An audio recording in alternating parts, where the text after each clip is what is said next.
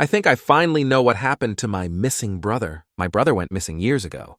And when I say missing, I mean that his case was declared one of those creepy, unsolved mysteries. It was on the news. I distinctly remember my parents interviewing for the news in our living room. I think I know what happened to him. I was very young when he went missing. I barely remember him, but I do remember that I loved him a lot. He would pull me around our block in a wagon. Most kids his age didn't do that. The days before he disappeared, I remember him staying home and babysitting me. I stayed in my room and played Nintendo 64. Throughout the day, a guy came over. I remember him. He was older, almost our dad's age. My brother made me go into my room whenever I heard the doorbell. Later, after the guy left, my brother would ask me not to say anything about the guy. With my brain only being focused on video games and extra dessert at that age, I agreed. I didn't care, nor did I comprehend the gravity of the situation. The day before he disappeared, I remember the older guy coming over. I was in the kitchen and remember looking up and seeing him kiss my brother. They hugged. They didn't care that I saw them. The older guy waved at me and I waved back, then I kept watching cartoons. I fell asleep on the couch and woke up to my brother whispering outside our front door. "Don't worry, he's asleep," he said. The older guy said something I couldn't hear.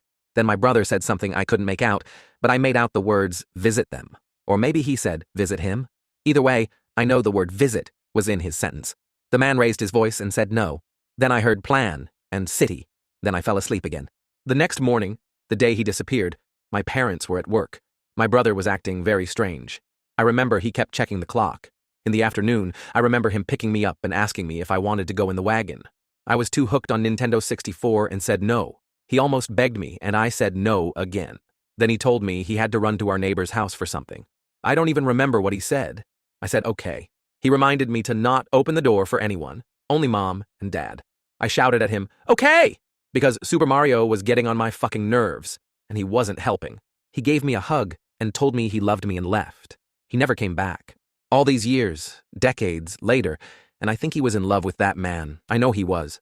The memories randomly came flooding back to me earlier. I'm not quite sure why, but it has been taking over my thoughts lately. I can't sleep because I keep thinking about it. I think my brother left with that man and they ran away together. Or maybe something worse happened, but I don't think that's the case. My freshman year of college, I was part of a sports team that got national recognition. I remember my team's picture was on ESPN and with our university's name. A few days later, I got mail at my dorm. It was a gift basket. I thought it was from my parents, so I didn't read the card. I threw it away immediately and ate what was in it, but it was nothing but candy. Nerds, Jolly Ranchers, Tootsie Rolls, and Hershey's Kisses. I called my dad and thanked him for the gift basket, and he said he didn't send one, neither did Mom. Then I got to thinking, all of those candies were what I used to eat as a kid. Literally, all I ate for the earliest years of my life were those candies. I tried to find the card, but I couldn't. Then I began to think about how my brother would wheel me in the wagon to the gas station, close to our house, so I could get candy after dinner, even though it was a punishable by death no from Mom. Months later, during Christmas, I got an unmarked Christmas card. The only thing written on it was a __ smiley. Since then, I've heard nothing. No one I know sent that card. I've never responded. I wonder every day if he's out there. I've never told anyone this. When the police asked me what happened that day, I told them that he went to the neighbors because that's all I remembered, honestly. It destroyed my parents. My mom became addicted to painkillers, and my dad has had 3 extramarital affairs, which I know this tragedy is no way an excuse to cheat, but it sure didn't help. It has ruined our family, and maybe my brother knows what he did. Maybe he regrets it and knows he can't come back home. But if I could see him today, I would just want to tell him that he is always welcome in my home. I love you so much, brother. We have so much catching up to do. Please come home. Please. Update. 1. My parents kept my brother a secret from me. It's 4 p.m. and I'm drunk, LOL. These past few weeks have been insane. I posted on here before. My brother went missing a long time ago. I thought he ran away from home. Long story short, I got into contact with some detectives that our family has known since my brother went missing. When I started asking questions, they told me that my brother was no longer on any missing persons registry. When I asked what that meant, they told me that he was removed per my parents' request. I asked my parents. My dad, actually. My dad ignored me. My mom told me my brother is alive and okay. As far as she knows. They found my brother years ago. A very, very long time ago. And found out he was living with another man.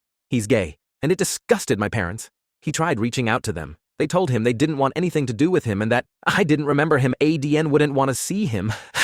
I went ballistic. My parents weren't fazed by it. They sincerely hate my brother for who he is, for being gay. They kept him a secret from me all my fucking life. My brother missed the birth of his nephew. He missed my wedding, graduations, everything, just because of my parents. They lied to me. I've been able to get a phone number and contact information from police officers. My brother left it all open in case anyone from our family wanted to contact him. I still can't work up the nerve to call him. The address I have for him is across the fucking country. But he's alive. My brother is alive. I'm drunk as fuck right now because I can't deal with any of this. I haven't talked to my parents in weeks, and I never plan on speaking to them again. Not for what they've done to me or my brother. This is real, and it happened. It happened. It is happening right now. I don't know how to process this at all. My parents let me believe my brother was dead or kidnapped forever, when in reality he just ran away, and when he wanted to come back, they disowned him. Update 2. Here's an update for you all. The day after I made my last post, I woke up and called into work. I told my wife, who is essentially my confidant, and I tell her everything. The whole story. She wasn't really surprised. She's not a fan of my parents much. But like many of you, she told me to call the number I was given for my brother immediately. She insisted on it. She took herself and my son out for a day together, so I could be alone to talk with him. I dialed the number about 7 times before I actually pressed the call button. It started ringing and I hung up. Then I got frustrated at myself and called the number back. It rang and I got a voicemail, but it was the automated voice, not anyone else's. I didn't leave a voicemail. I thought the whole thing was ridiculous. I called my wife and told her to come home, and she refused until I had talked to someone on the other end of the phone. About an hour of pacing and drinking 2 glasses of scotch at 1 o'clock in the afternoon, I called the number again. It rang 3 times. I panicked. I hung up, but this time the number was calling me back. I swear to whatever gods above, I thought my heart was going to stop. I almost threw up right there. I answered the call. The first thing I heard on the other end of the line was a guy laughing in the background. There was wind on the phone. The person on the other end was outside, and it was windy. Who is this? It was his voice. I knew that voice. It was my fucking brother. My brother, who had been gone for my entire life. I covered my mouth with my shaking hands and just sat there. He kept asking me who it was. The guy in the background was trying to talk over him. He hung up on me. I called him back right away. He answered again. Me being a creepy ass. The first thing I said after decades of not seeing him and thinking he was dead, I blurted, "I got your number." He asked me who I was and what I wanted. I said, it's me." There was a really long pause. I thought the call had dropped. Then I heard him tell someone to turn the radio down and roll the window up. The sound of wind stopped. And then he asked me my name. I told him, and he said that I was lying. I told him I got his number from the Missing Children's Network and detectives. I heard him gasp. He asked me what color shoelaces he wore to a picnic when we were kids, and I remember my mom getting mad at his orange laces with blue shoes. It was the last time we were together as a family. I could tell he was crying. The first thing he asked me was, "Where are you?" And I told him I lived a few hours away from home. Without hesitating, he told me, "I'm coming." He went straight to the airport without any luggage, bought a plane ticket, and flew straight to me. We stayed on the phone with each other the whole time. When he was walking through the gate, I knew who he was right away. He is middle-aged. Salt and pepper hair, muscular. He looks just like our dad, only better. I know if I told him that would make him mad. I literally pushed an old lady out of the way and I just hugged him. He's about 2 inches taller than me. He was able to pick me up. He was crying. I was crying. I was having a breakdown. We went to a bar at the airport. He wouldn't let me out of his sight. He kept holding onto my arm. He kept telling me how unreal it all was. He apologized to me. He kept crying, telling me he felt horrible. I told him to forget everything and tell me about his life. He's married. His husband is a doctor, a pediatric oncologist. They live in the Pacific Northwest. They have 2 children, girls 12 and 8. He works as a legal consultant and has his own firm. He has an amazing life. He told me that he thought I hated him and wanted nothing to do with him. We sat at the bar for hours, literal hours. I think we sat for about 6 hours before I begged him to come home and meet my wife. We got home, and my wife was a mess.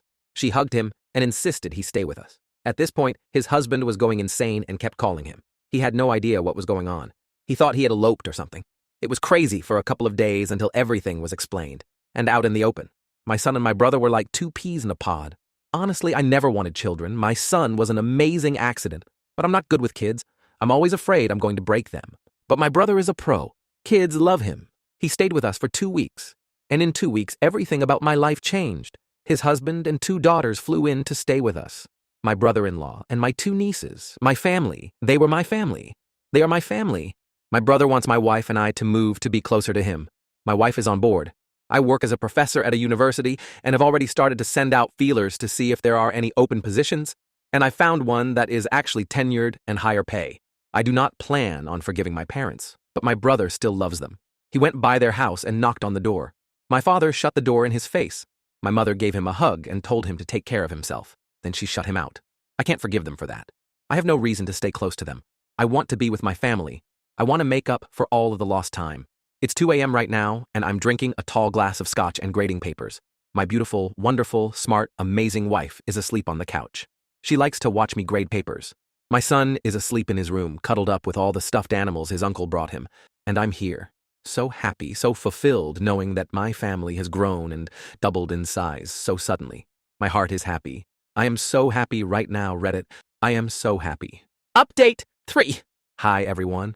A few months ago, I posted a notice that I had met my brother that my parents had disowned and didn't tell me, letting me assume that he went missing. Here is that update. I met my brother that was missing. Now here, I'm posting an update over 6 months later. Thank you all for everything so far. Everything in my life has changed in the last 10 months. Honestly, I don't even know what to say. I want to apologize for neglecting this account. I've been busy. I want to fill you all in on what's been going on in my life. I owe everyone who has messaged and commented that much, at the very least. My wife, son, and myself have moved, not exactly to the same region of the country as my brother and his family, but much closer to him. I got a new job teaching at a new university months ago. While it's not a tenured position, it gives me the option to do research, which is my favorite thing to do. My brother-in-law's family has had many interesting discussions with each other, trying to describe what has happened between my brother and I. They're a pretty open-minded and accepting family. So to hear what we have been through was absolutely shocking to them. My brother never told his husband the truth about his life, only that he didn't speak to his family anymore. Nevertheless, they welcomed me and my family with open arms when we came to visit. It was like we had always been part of their family. I feel content knowing that they are my family. When my brother ran away with his first boyfriend, he was verging on 18. He has elaborated and told me that the relationship with the man was abusive, and when he tried to leave and return home, our parents would not let him. So he was forced to stay with an abusive man because he had nowhere else to go until he moved away to college. This deepened my anger for my parents. But my brother, still to this day, has this ridiculous sense of hope and optimism. I love that about him because I don't have that. My brother and I are two very different people, but in a way that works well. We reflected on my teenage years, and I filled him in on what happened with my life. My brother is very quiet and observant. He always watches before he intervenes. He's soft-spoken and gently objects when someone says something he disagrees with. He's patient, kind, and optimistic, as I've said. He has a very loving heart, so I think that's why he has an unrelenting faith in our parents. Me, on the other hand, I'm abrasive, impatient, and quick to jump to conclusions. My wife wanted me to add about me. Doesn't separate laundry, refuses to mop the floors, and can't properly change the oil. Despite being very different, we have this uncanny ability to be thinking the same thing. Even though we have been separated for several years, we can still give each other a look and know exactly what the other is plotting. My brother has been able to create a spectacular life for himself, all on his own. One thing I struggle with is knowing that he went through more than half of his life by himself, putting himself through college and law school all alone. The more he filled me in about the years away from our parents, the more angry I became. I severed communication with my parents months ago, after the last time I posted on here, and it has done wonders for my own mental health. But then the election happened a few weeks ago. In all honesty, I don't even have the words to summarize what this presidential election was. I don't want to make this political, but this whole thing, by its nature, is political and serves a great purpose. I've read messages on here of people saying that they too have been disowned by family for being gay, lesbian, bisexual, transgender, or other identifying. I have heard so many stories from Redditors across the country, telling me that they are scared, alone, and afraid every single day of their lives, all because of who they fundamentally are. The day after the election, my brother and his husband were devastated. My wife, who is a black woman, was devastated. It's not just Donald Trump himself, it's his supporters, followers, and the ideology that took hold with so many people. Where I come from, Donald Trump's hateful rhetoric on registering Muslims and disenfranchising LGBTQ+ and minoritized peoples was heralded as something genius and revolutionary. But to me, it is a personal attack on my family. I have been in shock and disgusted for days.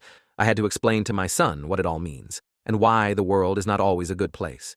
I had to have the same conversation with him when his grandparents did not like him because of his dark skin.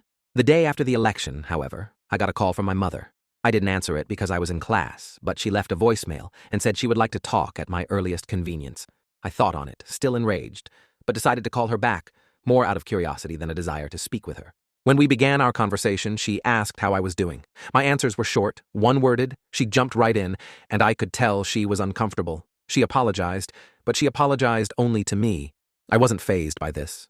I told my mother that she should talk to my brother, and unless she did that, then she need not call me anymore.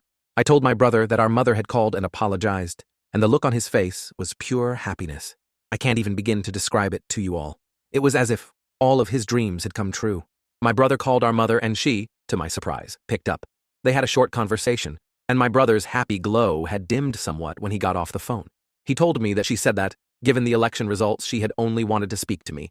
I guess alluding to the fact that I'm a white, straight male, the normal son, in an effort to repair the family, and that we all, me, my mom and dad, not my brother, need each other now.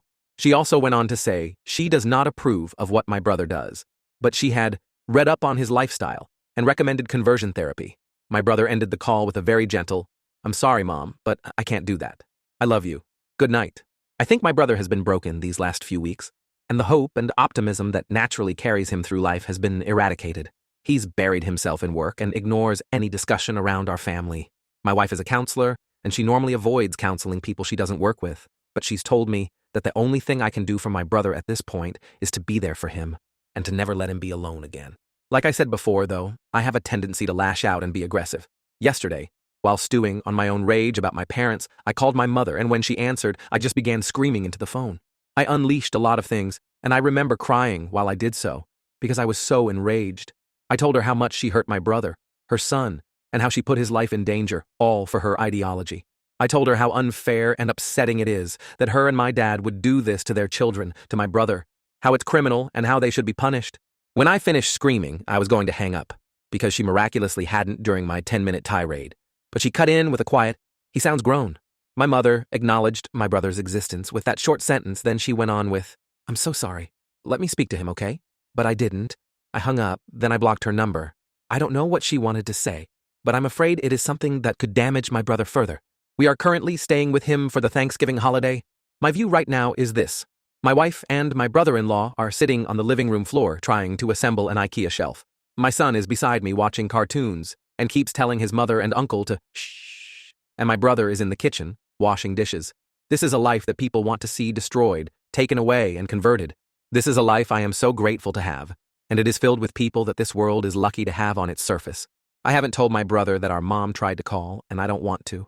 I don't think there's a point. I just want to spend as much time and energy as I can, trying to love my brother, my family, my small little slice of bliss. This is my heaven.